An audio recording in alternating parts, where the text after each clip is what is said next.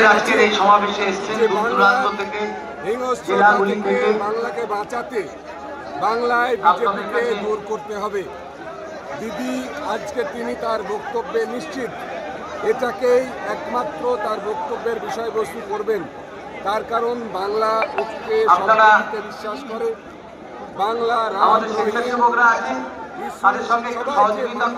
বাংলা চলে, বাংলা কোনোদিন ধর্মের রাজনীতি করে না।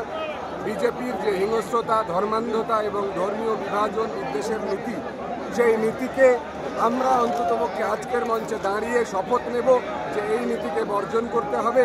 বাংলা ভালোবেসে, সকল মানুষকে ভালোবেসে, বাঙালির স্বার্থে, বাঙালির জন্যে, বাংলার ঐক্যের স্বার্থে একসাথে লড়বে।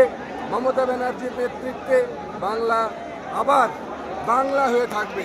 বাংলায় হিন্দুর বাংলা, মুসলিমের বাংলা, এই ধরনের নতুন কোনো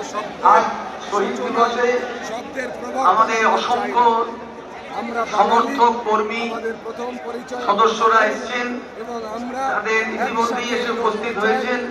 তাদের সবাইকে বলবো যে আপনারা সভাস্থলে ধৈর্য ধরে অপেক্ষা করবেন।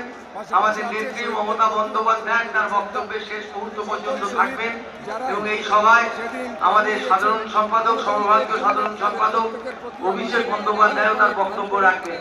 দলীয় নেতৃত্বের বক্তব্য শুনে তারপর আপনারা